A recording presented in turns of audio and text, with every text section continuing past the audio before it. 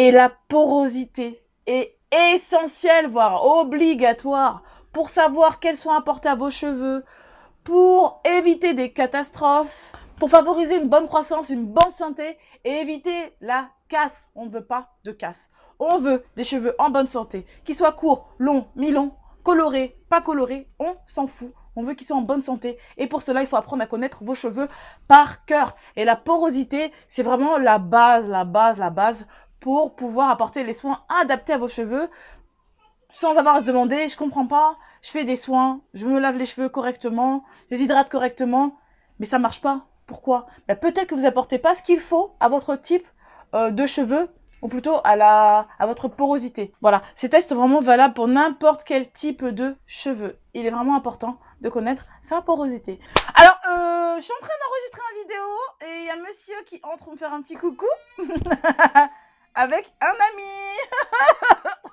C'est où, t'es où? Voilà, on dit coucou pigeon. Coucou. Dis coucou tout le monde. Voilà. Coucou le pigeon. Voilà, un joli pigeon tout mignon. Il a pas peur, hein? Non, ça va, il se calme. C'était l'invité du jour. Au revoir l'invité du jour.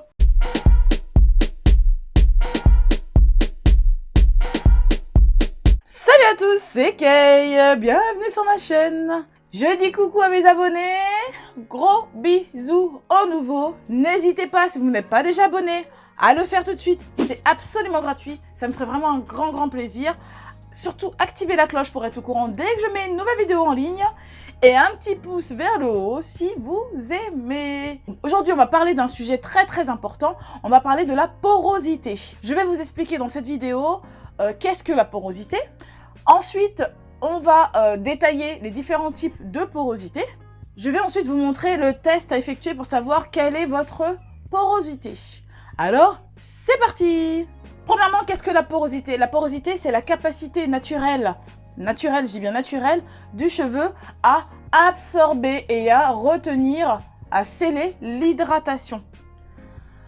La porosité peut évoluer au fil des années, elle peut aussi être, souvent c'est la même, mais en fait elle peut évoluer à cause du temps qu'il fait à l'extérieur, elle peut évoluer à cause des modifications chimiques qu'on aurait fait à nos cheveux, comme moi par exemple, qui ai les cheveux décolorés et colorés. Elle peut évoluer en fonction de l'humidité extérieure, voilà. Donc maintenant, je vais vous montrer un peu les différents types de porosité.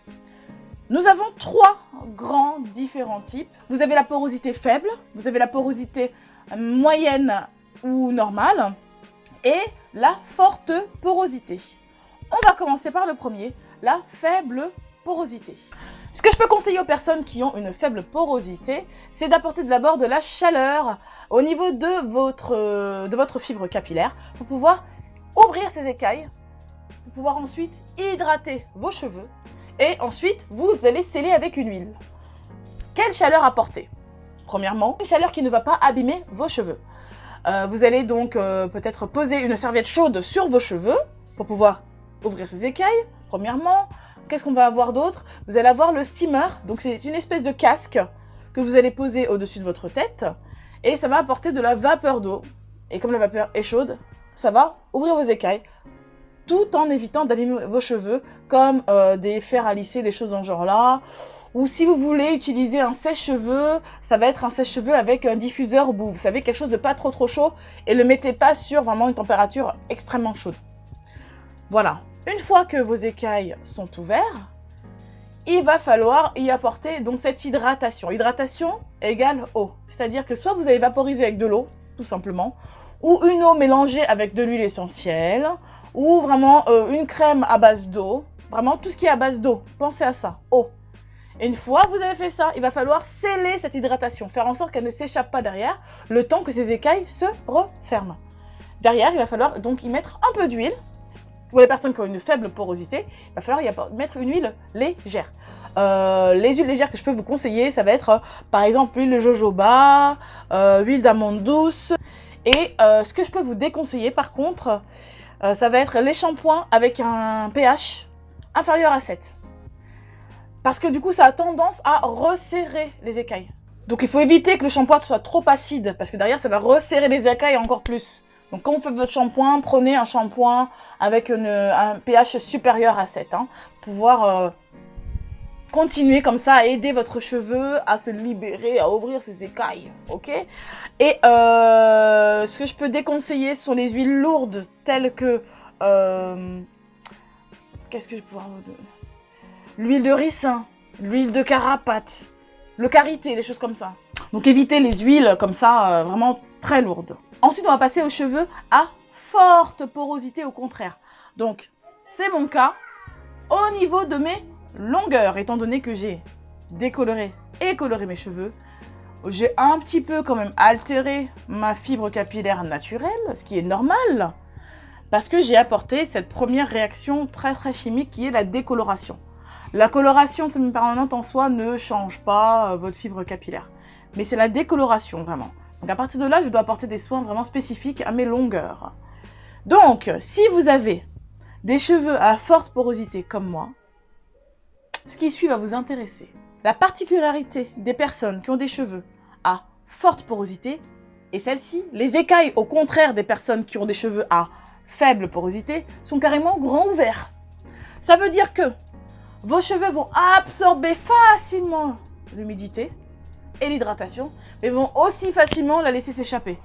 Donc là, notre rôle, ça va être, oui, d'hydrater, mais de derrière faire en sorte que nos écailles se resserrent au maximum et de sceller cette hydratation pour pas qu'elle s'échappe. Alors, ce que je peux vous conseiller dans un premier temps, ce serait de faire un soin protéiné quand même, une fois par mois à peu près, voire toutes les 6 semaines, ce qui va permettre de combler les petits espaces que vous avez entre les écailles qui sont ouverts. Vous voyez ce que je veux dire? Ça va combler ces petits espaces. Une fois par mois, à apporter un soin protéiné. Vous avez des soins protéinés, vous avez pas mal de petites marques de soins protéinés.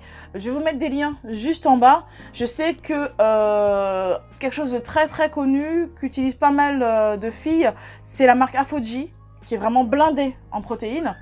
Vous avez aussi l'huile de coco, qui est pas mal pour les personnes qui ont justement ce problème avec des cheveux qui ont une très forte porosité. L'huile de coco, je la déconseille aux personnes qui ont une faible porosité. Ok, donc voilà, l'huile de coco, et voilà, pas mal de petites choses comme ça. Je vais vous faire des petites recherches, je vous mets tout ça en barre d'informations. Il va falloir utiliser des shampoings qui sont plutôt acides, c'est-à-dire qui ont un pH supérieur à 7.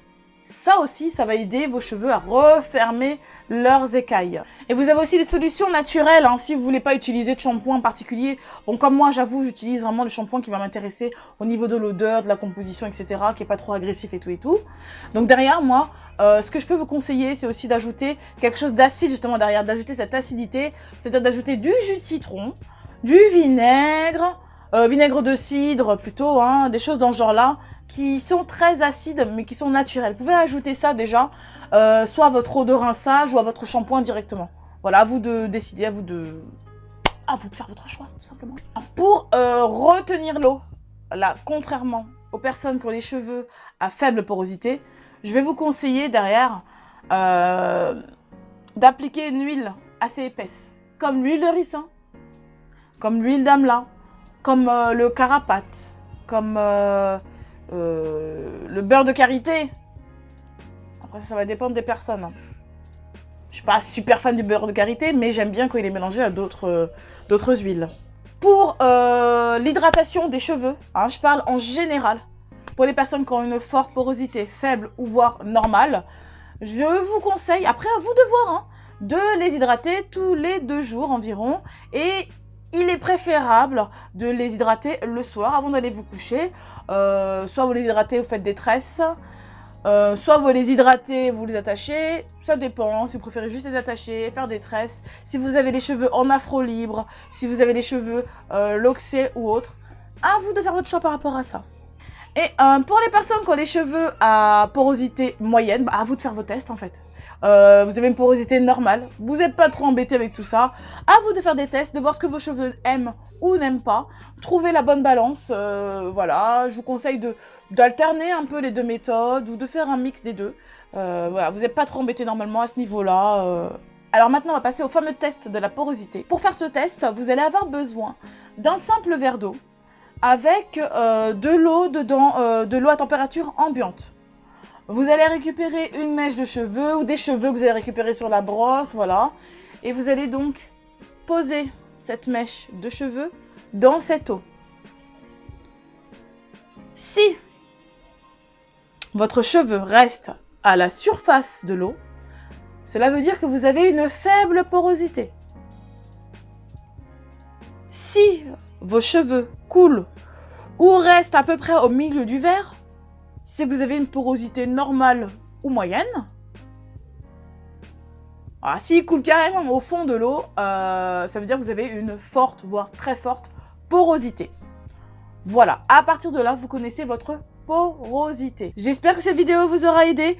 J'espère que cette vidéo aura répondu à pas mal de questions que vous vous posiez.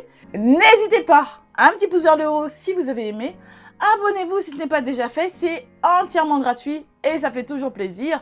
Activez la petite cloche pour être au courant dès que je mets une nouvelle vidéo en ligne. Je vous dis à très vite pour la prochaine. Bye bye.